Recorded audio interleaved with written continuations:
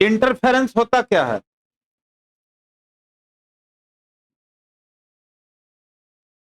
ऐसे general language में सुना होगा बोलते हुए भी कि हम दोनों की बात है, बीच में इंटरफेयर मत करो। नहीं, ऐसा सुना है? और नहीं तो जो इंटरफेयर करने वाला आता है नहीं तो और आग लगा देता है कि नहीं? और नहीं तो चाहे तो बुझा भी देगा। मतलब दो बच्चों के बीच में, दो दोस्तों के बीच में लड़ाई हो रही है, तो तीसरा अगर आ गया इंटरफेयर करने वाला, तो या तो इंटेंसिटी को क्या मतलब उसको लड़ाई को और क्या कर देगा, बढ़ा देगा, मतलब आग लगा देगा। और नहीं तो क्या कर देगा उसको, मतलब नहीं तो घी डाल दिया, नहीं तो पानी डाल दिया। पानी डालेगा तो क्या होगा, बुझ जाएगा। तो वही इंटरफेरेंस होता है कि दो कोहेरेंट सोर्स अगर सुपर इम्पोज हो रहा है तो या तो वेव में क्या हो जाता है, बताए थे आपको। हाँ, या तो इंटेंसिटी हाई हो जाएगा, या कहीं पर इंटेंसिटी क्या हो जाता है, पिछले क्लास में करवा कर बताए थे ना, जैसे ये इंटेंसिटी यहाँ हाई हो रहा है, यहाँ पर इंटेंसिटी क्या हो रहा है, लो हो रहा है। तो इंटेंसिटी हाई होना और इंटेंसिटी लो होना यही कहलाता है, क्या बताए थे, कंस्ट्रक्टिव और।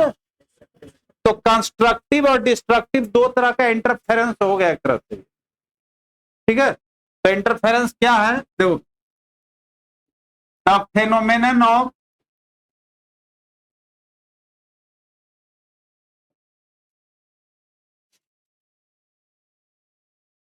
Redistribution redistribution of energy of to coherent sources to coherent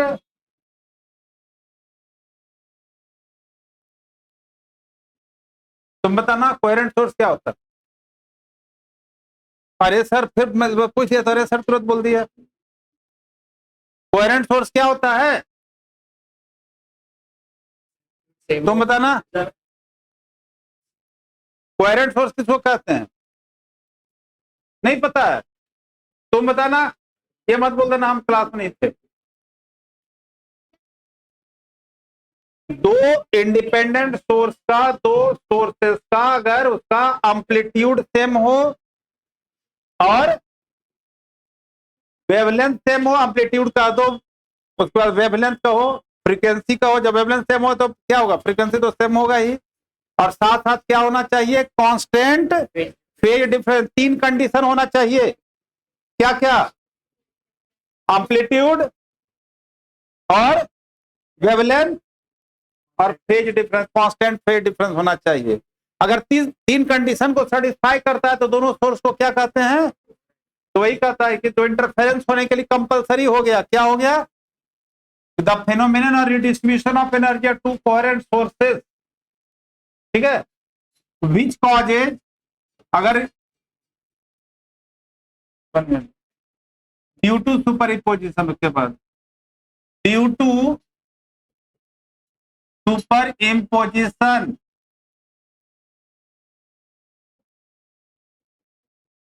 which causes at a point क्या हो जाएगा, intensity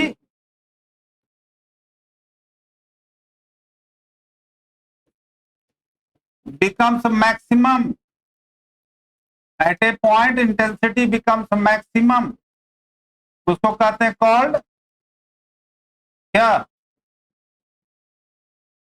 constructive interference. Constructive interference and eight other point क्या हो जाएगा, अदर पॉइंट इंटेंसिटी क्या हो जाएगा, मिनिमम इंटेंसिटी बिकम्स मिनिमम। तो उसको क्या कहते हैं, कॉल्ड डिस्ट्रक्टिव इंटरफेरेंस।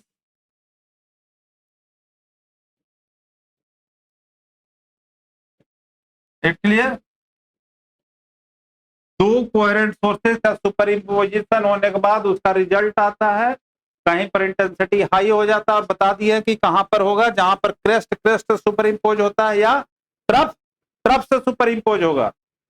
जहां क्रेस्ट और ट्रफ सुपर इम्पोज हो, क्रेस्ट समझते हो ना, क्रेस्ट मतलब ऊपर हम्प हुआ नहीं, और ट्रफ किसको होता है, जिसमें नीचे जो डिप्रेशन होता है। तो अगर हम्प से गया, क्रेस्ट क्रेस्ट से सुपर इम्पोज, एम्पलीट्यूड और हाई हो जाएगा, तो इंटेंसिटी उसका हाई होगा। क्या बताए थे कि इंटेंसिटी जो होता है वो एम्पलीट्यूड के स्क्वायर के डायरेक्टली, तो एम्पलीट्यूड ज्यादा हो तो इंटेंसिटी भी उसका ज्यादा होगा। तो इंटरफेरेंस हो गया। अब इसका हमें कंडीशन निकालना कि कब कंस्ट्रक्टिव होगा और कब डिस्ट्रक्टिव होगा।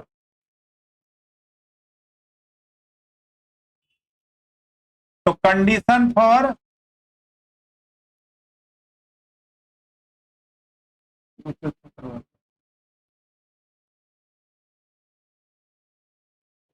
Condition for constructive and destructive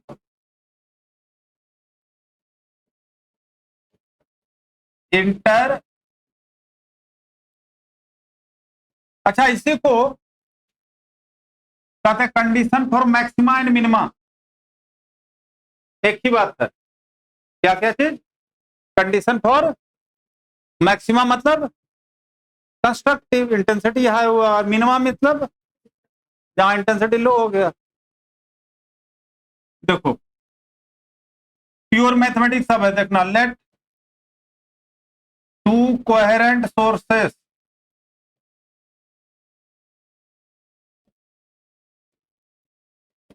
अच्छा वेव का जो डिस्प्लेसमेंट होता है वाई इक्वल टू क्या होता है, ये साइन ओमेगा टी रिप्रेजेंटेशन होता है ना, mathematical representation of equation of displacement of wave. तो वाई इक्वल टू लेना आइडेंटिफाई करने के लिए A1 sine omega T and दूसरा जो है A2 sine omega t plus pi, where pi जो हमने मान लिया क्या है, इसका फेज फेज डिफरेंस है।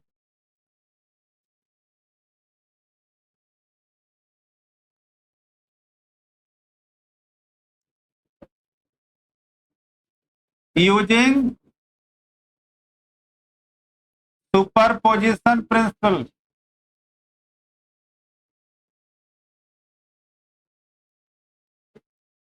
y is equal to y1 plus y2, y1 कितना है A1 और y2 A2 sine omega t plus, इसको साइन ए प्लस बी पर एक्सपेंड करो, क्या होगा बोलो, A1 sine omega t plus A2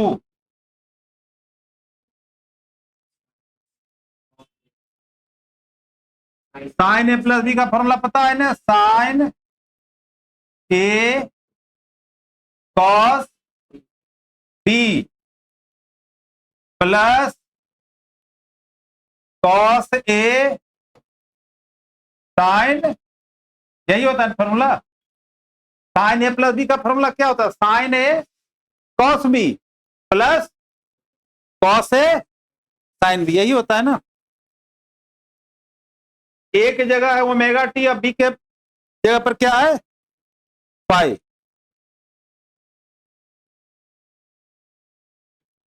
देखना A1 sine omega t plus bracket open करता है A2 sine omega T cos pi plus A2 cos omega T sine pi, कुछ किए ब्रैकेट तो ओपन किए हैं। अब देखना साइन ओमेगा टी इसमें भी है, साइन ओमेगा टी इसमें भी है, तो एक कॉमन ले लेते हैं, क्या आ जाएगा बोलो, sine omega T A1 plus A2 cos phi plus cos omega T A2 sine phi. इसको थोड़ा अरेंज करके हमने लिखा, पहले कॉस ओमेगा टी, कोई फर्क नहीं पड़ेगा, नहीं, अरे 2 × 3 लिखे चाहे 3 × 2 लिखे, एक ही बात है ना। जो A2 पहले था ना, हमने A2 यहां लिख दिया, कोई बात नहीं, लेकिन ऐसा लिखे क्यों?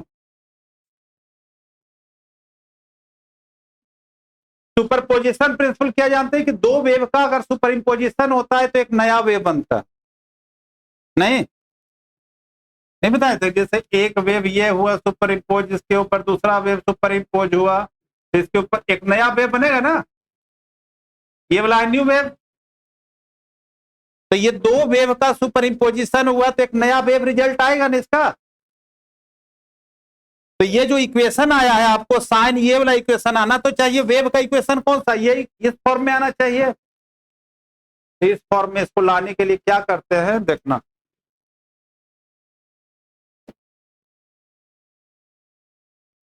देखो लिखते हैं late A1 plus A2 cos phi को हम लोग मान लेते हैं R कॉस थीटा, क्या मान लेते हैं, कॉस वाले टर्म को कॉस थीटा मान लिए हैं, और A2 साइन फाई को R साइन थीटा मान लेते हैं। इस इक्वेशन को थोड़ा सा क्या करने के लिए, छोटा करने के लिए, ये वाला टर्म को कॉस थीटा वाला जो कॉस वाला था ना, कॉस थीटा का टर्म मान लिया, और साइन जो लिए थे उसको, क्योंकि जब दो वेव का सुपर इंपोजिशन हो रहा है तो एक नया जो वेव बना उसका तो एम्पलीट्यूड भी डिफरेंट होगा ना। तब देखना ये क्या हो जाएगा इक्वेशन जो y आया है, y देखो तो क्या बनेगा बताओ, देन y इक्वल टू क्या होगा, sign omega T R cos theta plus, कुछ बोलो ना, cos cos omega T R sine theta है।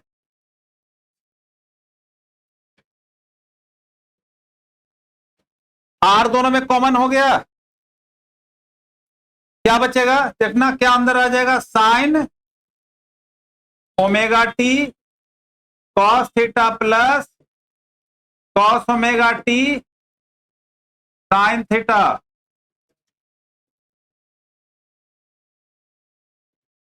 तुम बताना, बायोलॉजी है तुम्हारा, मैथ दोनों है तो कोई बात नहीं। एक किसका फॉर्मूला है बताना,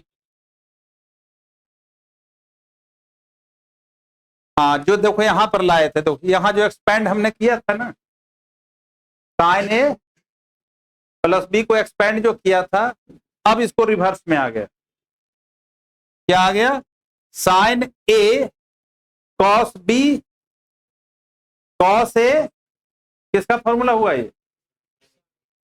साइन ए प्लस, थोड़ा जोर से बोलो ना मैं भी सुन लूं, साइन ए प्लस बी, हाँ साइन ए प्लस बी, तो ओमेगा टी प्लस थीटा लिख दें इसको।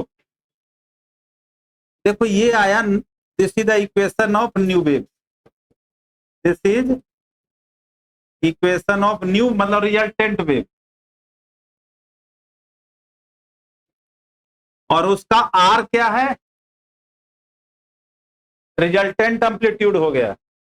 आर क्या हो गया कि दोनों वेव A1 A2 जो था उसका रिजल्टेंट एम्पलीट्यूड कौन सा आ गया, आर आ गया, और आर उसका क्या है, रिजल्टेंट एम्पलीट्यूड।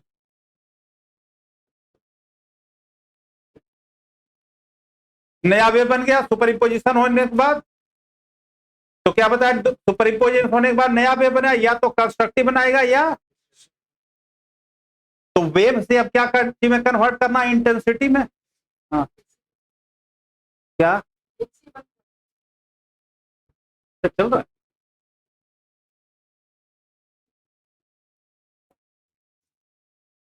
ठंड लग रहा है? अच्छा दोनों को, चलो कोई। तो आर हो गया, रिजल्टेंट एम्पलीट्यूड हो गया। अब हम लोग अभी बताए थे कि इंटेंसिटी डिपेंड करता है किसके ऊपर? एम्पलीट्यूड के ऊपर। डायरेक्टली प्रोपोर्शनल, तो एम्पलीट्यूड हमें कैलकुलेट करना पड़ेगा। अभी तो आर आया है ना, तो क्या कैलकुलेट करना पड़ेगा हमें? एम्पलीट्यूड।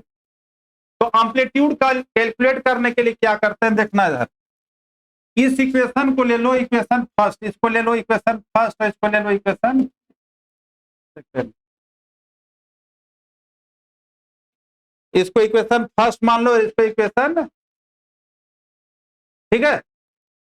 अब लिखना squaring and adding equation first and second, और रिजल्ट क्या आएगा अपने आप करके देखो। Squaring equation first and second, यहां तक नोट कर लिया है? हाँ नोट कर लिया है। तुम पीछे रह जाते हो इसलिए मैं बोल।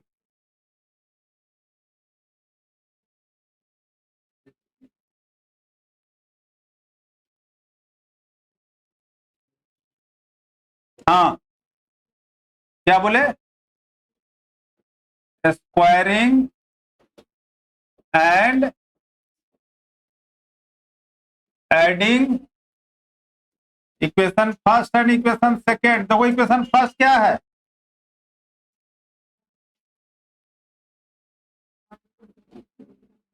इक्वेशन फर्स्ट क्या आया था?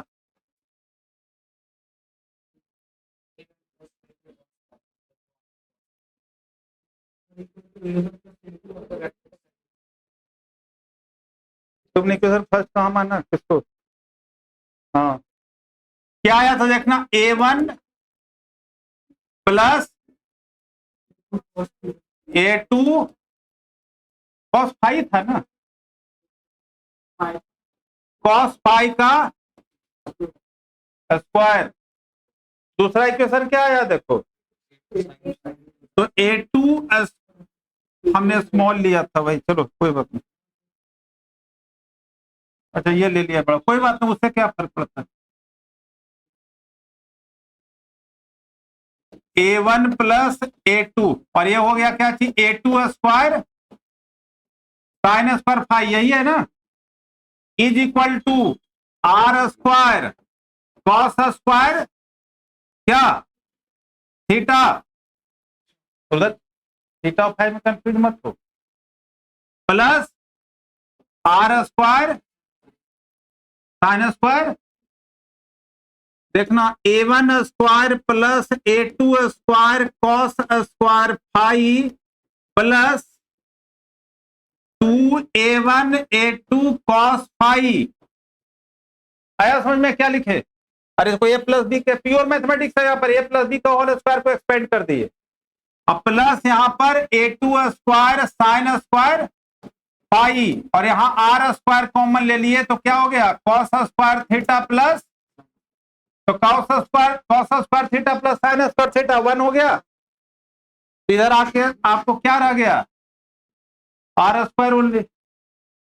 अब देखो यहाँ पर A1 स्क्वायर, ये दोनों में देखना, ये दोनों में plus A2 square cos square phi plus sine square phi plus 2A1 A2 cos phi, ये रिजल्ट आएगा ना। तो फिर ये क्या हो गया, 1 हो गया ये है। तो आर स्क्वायर का रिजल्ट क्या आया बताओ, A1 square plus A2 square 2A1 A2 cos phi, आगे एम्पलीट्यूड, आगे ना एम्पलीट्यूड, ये एम्पलीट्यूड आ गया। ये याद रखना, ये भी न्यूमेरिकल में यूज होता है। अब ये रिजल्ट बाद में बताऊंगा कि क्या आता है नहीं आता। तो ये आ गया, एम्पलीट्यूड आ गया। अब वी नो इंटेंसिटी जो होता है स्क्वायर ऑफ एम्पलीट्यूड का होता है ना, इंटेंसिटी एम्पलीट्यूड के स्क्वायर के डायरेक्टली प्रोपोर्शनल होता है। यहां पर एक कांस्टेंट देते हैं, आर स्क्वायर हो गया। आर स्क्वायर आपको निकाला हुआ है, कितना ऑब्टेन किया हुआ है आपको, a1 square plus a2 square plus 2a1 a2 cos phi. ये इंटेंसिटी आ गया जो हमने जो वेव निकाला था, वेव्स के एम्पलीट्यूड से इंटेंसिटी पर आ गए।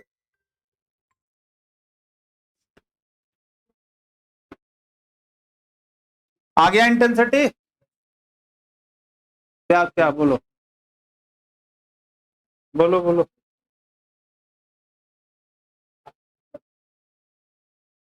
हाँ यही बोला तो है, यही बोला तो है,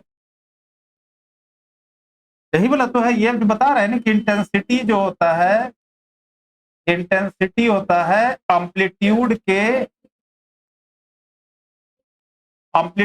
स्क्वायर का। तो एम्पलीट्यूड तो यही आया हुआ है ना, आर ने वाली है कि रिजल्टेंट एम्पलीट्यूड है, यही तो है। ठीक है, तो इंटेंसिटी आ गई। अब यहीं से कंडीशन निकालना है।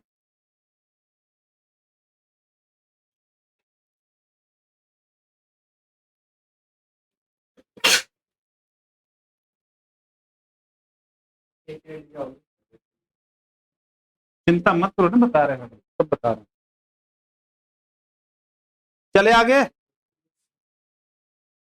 ये के की कोई वैल्यू नहीं, ओनली डायरेक्टली प्रोपोर्शनल को रिप्लेस करने के लिए ही लगाया गया कांस्टेंट।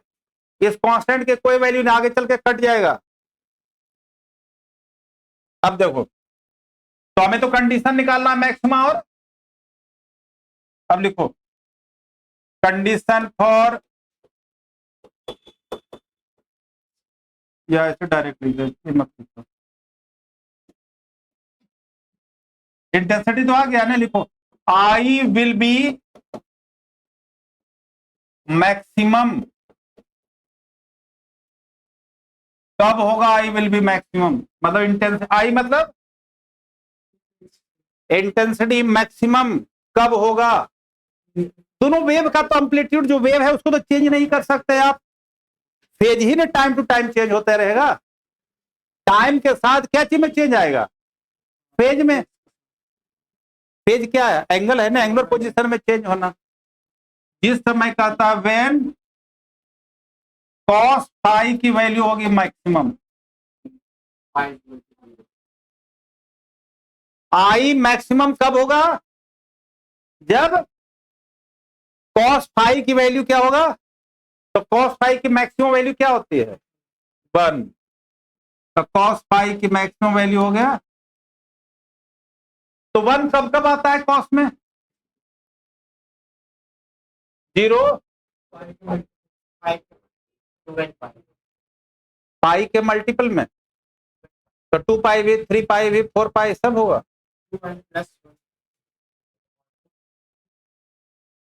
देखो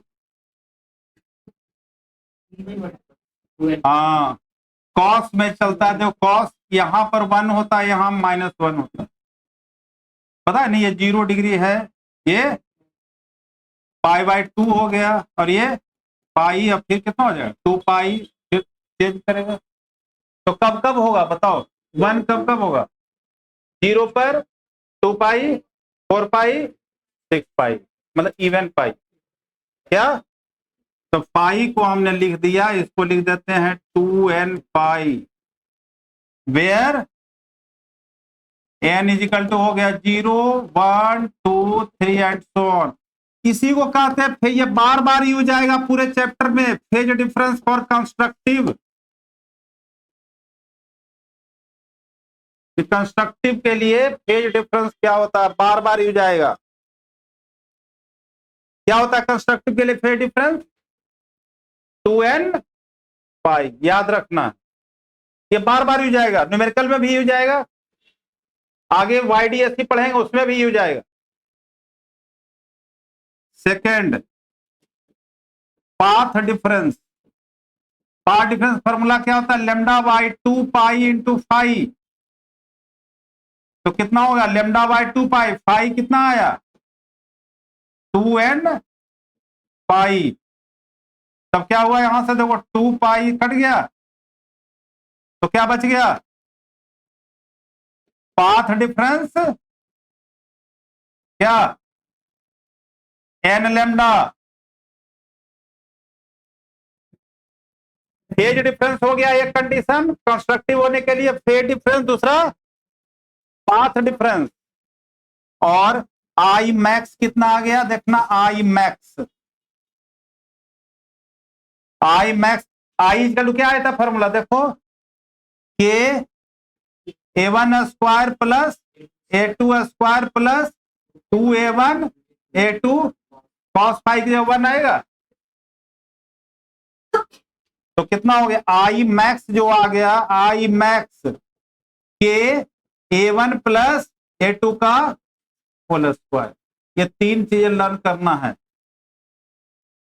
पाथ डिफरेंस क्या होगा, फेज डिफरेंस क्या होगा, और आई मैक्स क्या होगा। अब सेम कंडीशन निकालिए किसके लिए? मिनिमा के लिए। क्या क्या है, क्या हुआ बोलो, क्या पूछ रहे थे तुम? पाई का 2n पाई कैसे आया? अच्छा हाँ 2n पाई है। अच्छा,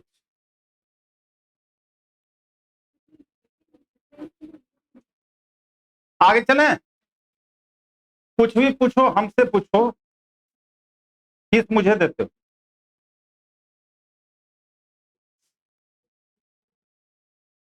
नहीं।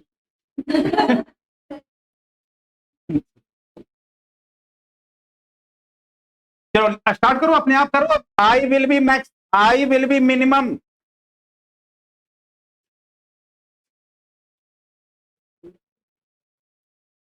देखते हैं कौन कौन अपने आप निकाल लेता है इसी कंडीशन, देखते हैं तो। हाँ करो, ये बुलाओगे।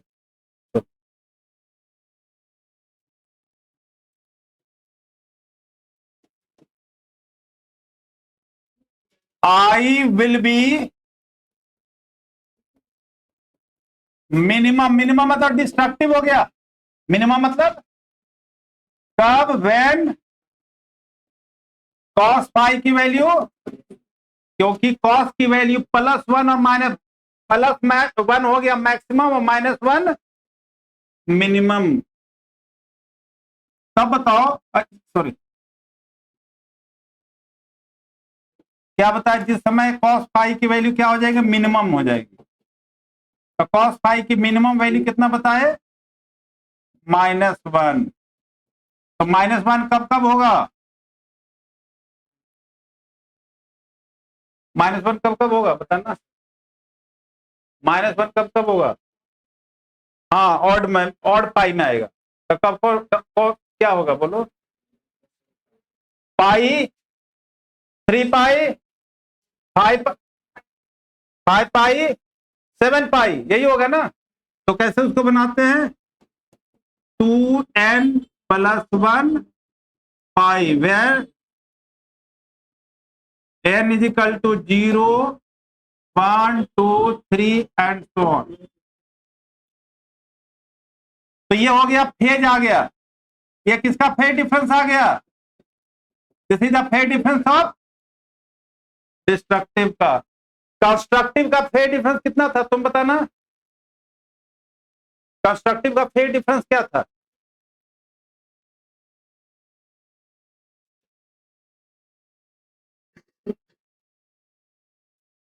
2n पाई। बिना देखे काम नहीं चलना है ना। अब पाथ डिफरेंस क्या होगा इसका देखो, पाथ डिफरेंस,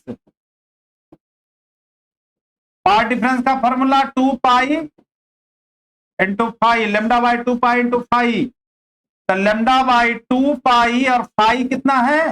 कितना आया फाई? 2n+1 पाई, पाई से पाई पाई से पाई गए तो क्या रह गए? तो 2n+1 λ/2 ये आ गया क्या? Path difference. किसका पाथ डिफरेंस है? तुम बताना। कंस्ट्रक्टिव का पाथ डिफरेंस क्या आया था? n lambda. वेरी गुड, चलो याद रखो। कंस्ट्रक्टिव का पाथ डिफरेंस कितना हुआ? n lambda. और डिस्ट्रक्टिव का कितना आ गया? तो आई मीन कितना आ जाएगा? के A1 square plus A2 square plus 2A1 A2 -1 यहां आएगा ना। अब तो -1 आ गया तो क्या आ जाएगा बताओ? के A1 माइनस A2 का होल स्क्वायर हो जाएगा। तो ये आई मीन का फॉर्मूला हो गया, के A1 माइनस। तो ये रिजल्ट याद रखना है। अब इससे क्वेश्चन दोनों आता है, न्यूमेरिकल भी आता है और डेरिवेशन भी आता है, क्योंकि YDSC आगे जब पढ़ाएंगे तो वो डेरिवेशन तो हट गया है आपसे। YDSC का डेरिवेशन नहीं आएगा। YDSC का ओनली फॉर्मूला लर्न करना। हाँ, डबल स्लिट वाला मैं भी कराऊंगा, सर भी कराएंगे। याद नहीं करना है, उसके बीच बीच का स्टेप जो है वो लर्न करना, वो डेरिवेशन नहीं आएगा। तो ये वाला डेरिवेशन इससे चला ही गया तो यही बच गया है इसमें। अब यंग डबल स्लिट का डेरिवेशन नहीं आएगा, ओनली क्वालिटेटिव स्टडी करना है। क्वालिटेटिव स्टडी का मतलब होता है इसका स्टेप बाय स्टेप जो फॉर्मूला होता है ना वो लर्न करना। लंबा है ही, उसका है डेरिवेशन। तो आ गया, 3 कंडीशन दोनों के लिए आ गया। अब इस पर देखो न्यूमेरिकल फॉर न्यूमेरिकल, कहां फॉर्मूला देखो। पहला तो फॉर्मूला होगा कि अगर दो वेव दिया हुआ है, क्या दो वेव का एम्पलीट्यूड दिया हुआ रहेगा, अब कहेगा फाइंड करो उसका रेशियो ऑफ इंटेंसिटीज।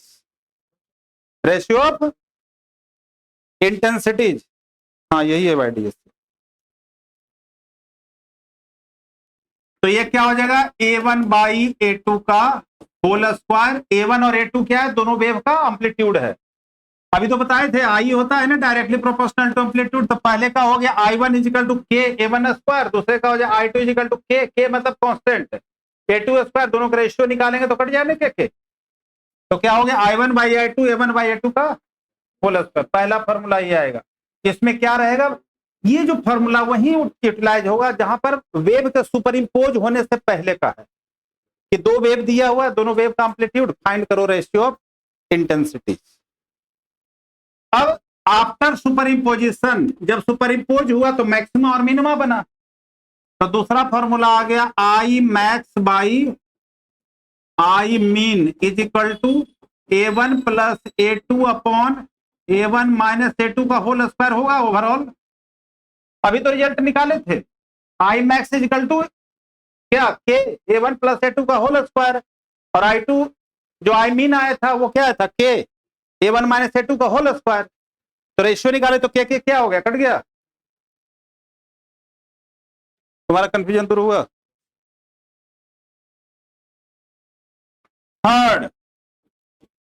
थर्ड आया था कि R square = A1 square plus A2 square plus 2A1 A2 cos phi. ये रिजल्ट आया हुआ है ना। अब इसको हम लोग इंटेंसिटी में कन्वर्ट करते हैं। देखो क्या चीज में, तो इसको लिखते हैं I = I1 + I2 + 2I1 I2 cos phi.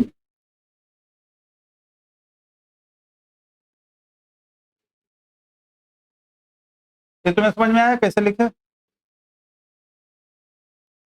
ये कैसे लिखा गया? इसके बदले ये कैसे लिखा गया बताना।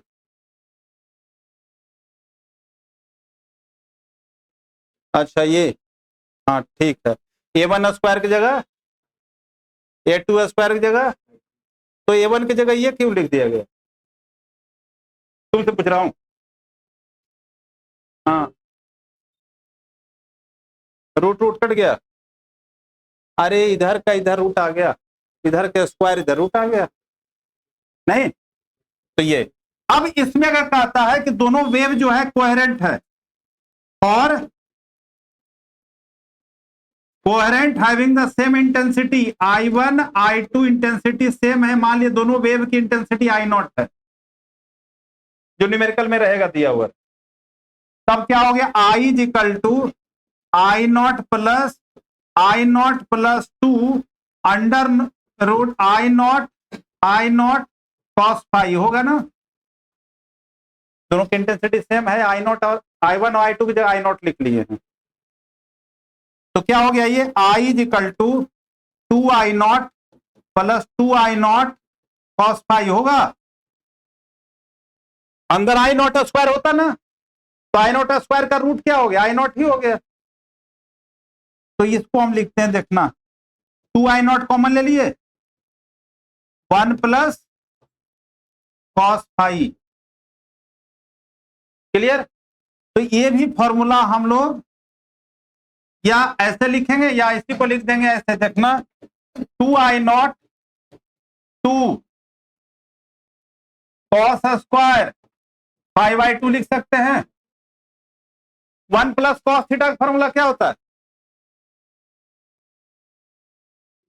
ना 2 cos स्क्वायर थीटा बाई 2, तो ये कितना हो गया I इज इक्वल टू हो गया 4I0 cos स्क्वायर 5/2। तो ये सब जो है 1 2 3 ये 4 फॉर्मूला हमने न्यूमेरिकल के लिए बताया, ठीक है। फॉर द एग्जांपल जैसे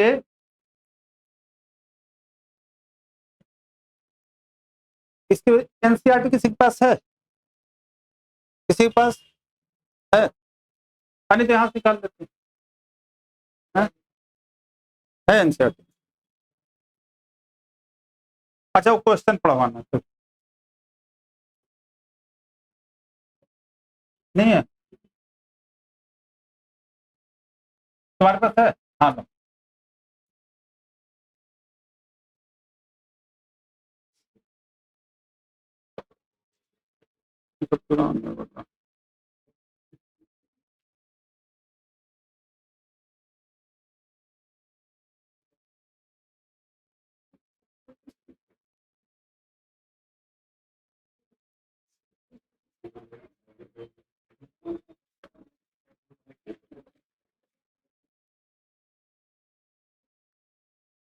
देखो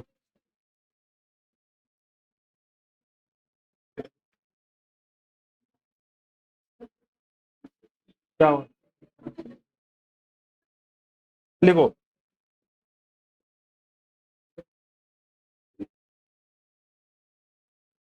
लिखना in an experiment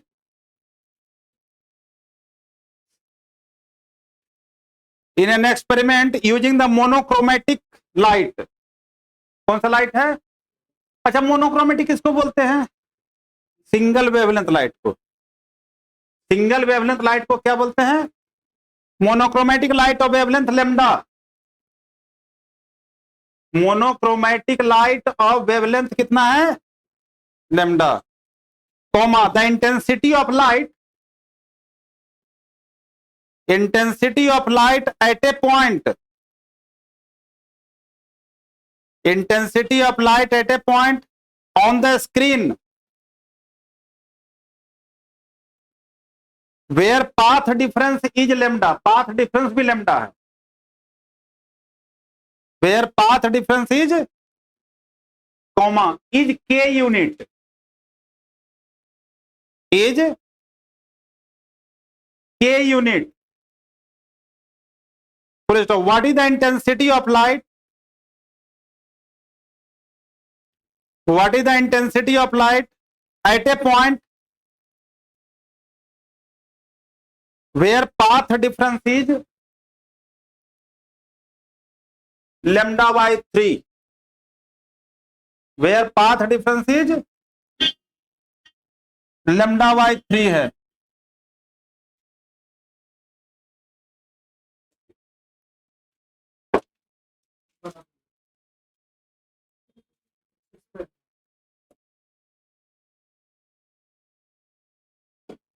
wave optics है ना, देखना डब्ल्यू ए भी, डब्ल्यू ए, हाँ डब्ल्यू ए,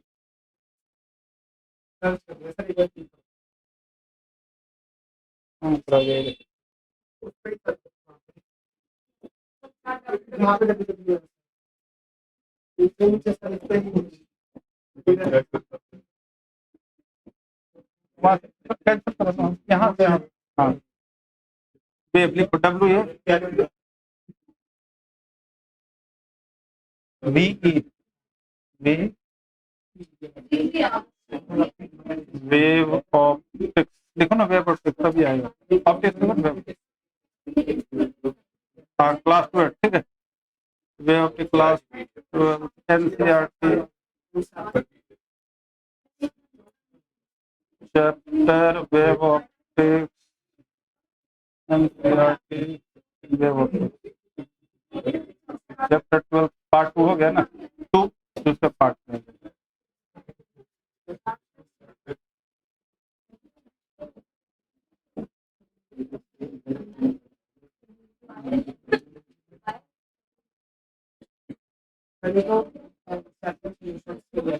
हाँ?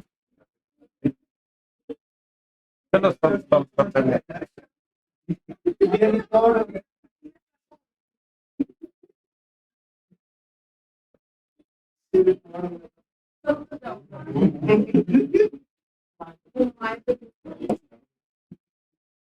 चलो सॉल्व भी करता हूँ।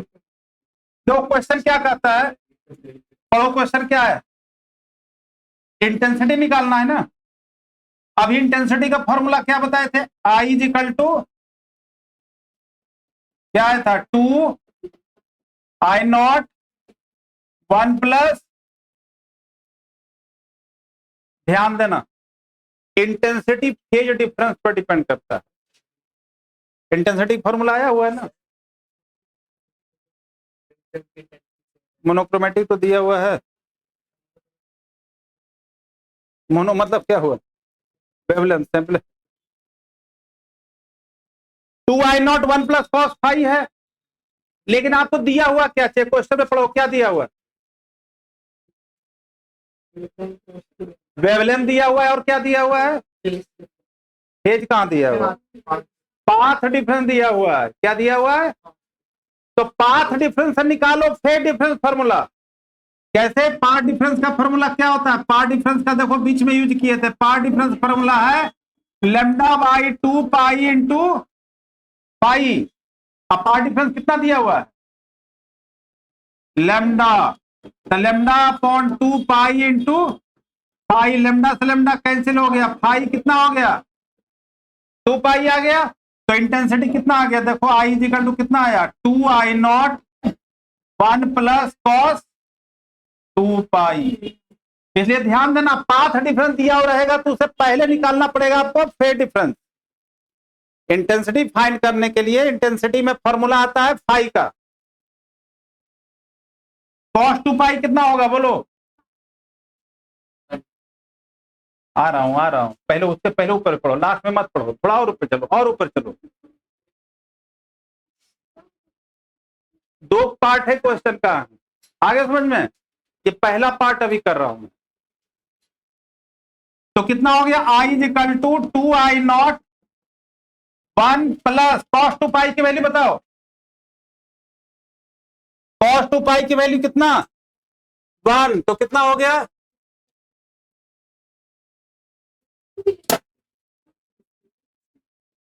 1 हो गया, कॉस 2 पाई की वैल्यू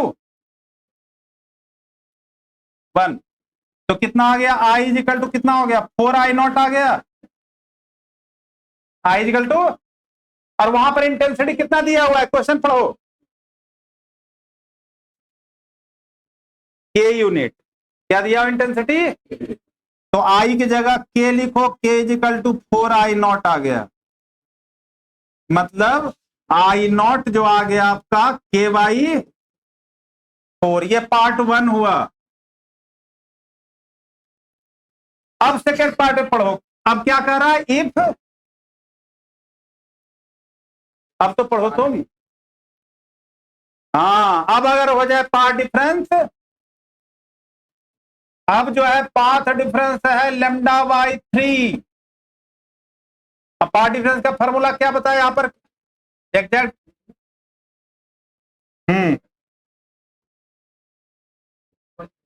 λ/2 इंटू 5, तो पाथ डिफरेंस हो गया आपका λ/3 equal to λ/2 pi into 5। Lambda से लैम्डा कैंसिल, 5 कितना आ गया? 2π/3 आ गया। अब इंटेंसिटी निकालो। तब का था इंटेंसिटी क्या होगा? तो I इक्वल टू फॉर्मूला तो वही पढ़े हैं, 2I0 1 प्लस cos फाई। तब कितना हो गया? 2I0, ये बोर्ड में आया हुआ है, ये जो है प्लस, और cos फाई की वैल्यू कितना होता है? माइनस, बताओ 2π/3 की वैल्यू कितना होगा? -1/2 होगा। 2π/3 का मतलब हुआ कितना? 120 हो गया। 2π/3 का मतलब तो 120 प्लस मतलब 90 प्लस 30 हो गया। तो cos 90 प्लस 30 कितना होगा? -sin 30, और sin 30 कितना होता है? 1/2, तो -1/2 हो गया। तो ये आ गया, डायरेक्ट लिख देता हूं इसको, -1/2, तो कितना हो गया ये? 2I0 I0, और I0 देखो कितना आया था? K/4।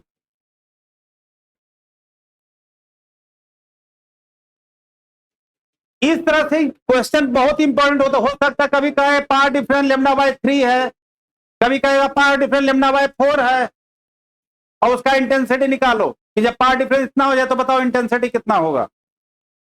तो क्या बताए? पाथ डिफरेंस जैसे ही रहेगा तो सबसे पहले क्या निकालना है?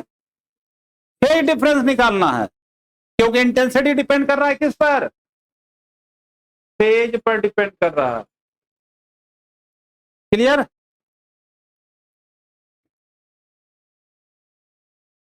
इसमें तो है ही नहीं है, फिर तो क्वेश्चन इसमें है।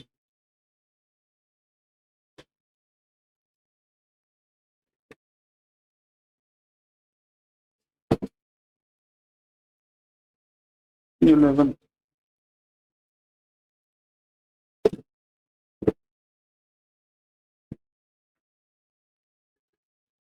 नेक्स्ट लिखना, ऐसा लिखवाता हूँ, लिखना question. Two coherent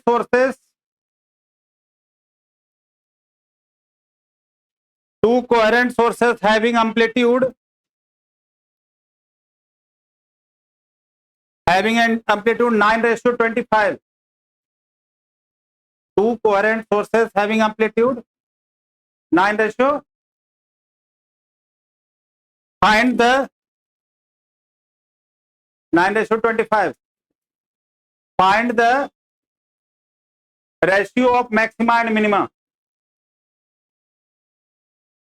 maxima minima का मतलब क्या हुआ? Find the ratio of maxima and intensity, वही हो गया आई मैक्स और आई मिन। क्या रेशियो निकालो?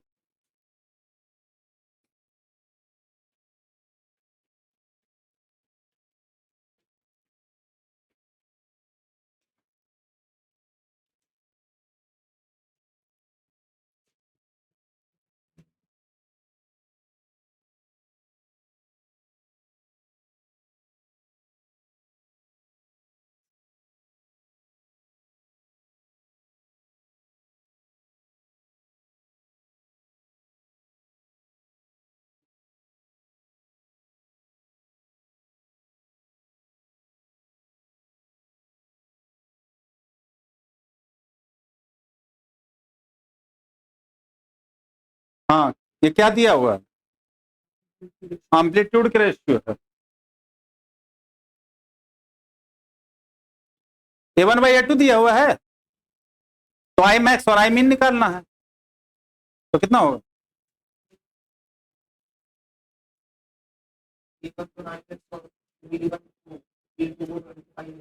हाँ हाँ, तो 25 प्लस कितना हो जाएगा? 25 प्लस 9 होगा, 25 माइनस 9 होगा और उसका स्क्वायर होगा।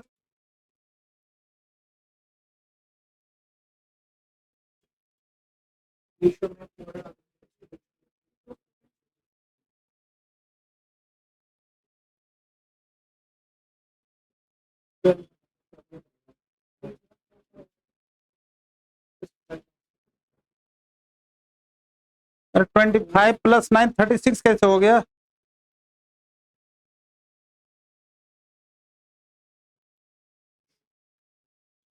अरे A1 बाई A2 जो है आपका, A1 बाई A2 कितना दिया हुआ है? 25, नहीं 9 इसको है ना, कितना?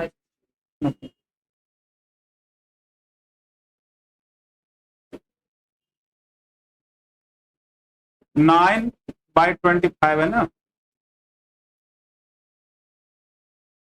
तो क्या होता है? A1 plus A2 upon A1 minus, तो कितना हो जाएगा? 25, मतलब 9 प्लस 25 और फिर 9 माइनस, तो माइनस का तो प्लस ही हो जाएगा फिर।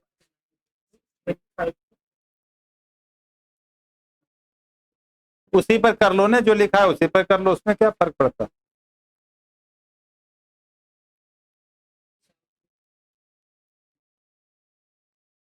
इसमें क्या कंफ्यूजन, सिंपल सा क्वेश्चन तो है।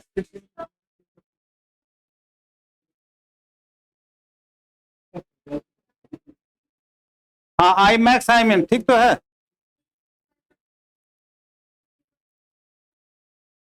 हाँ 34/16 हो गया, सही तो है। -16 का स्क्वायर, हाँ बाद में वही हो जाएगा, ठीक है। हाँ स्क्वायर का क्या कर रहे हो तुम लोग, क्या कर रहे थे? हाँ।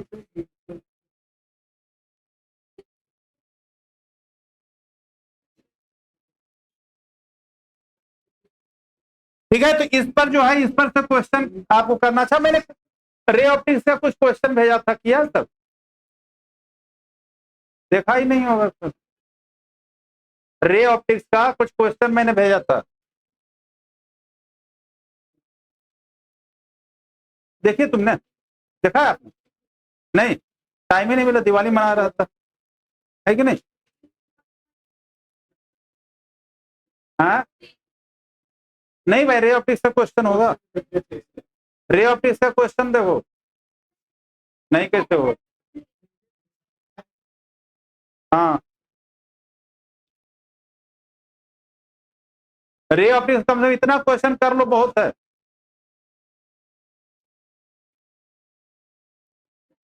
हाँ, वही तो कह रहा हूँ, इतना क्वेश्चन बहुत है।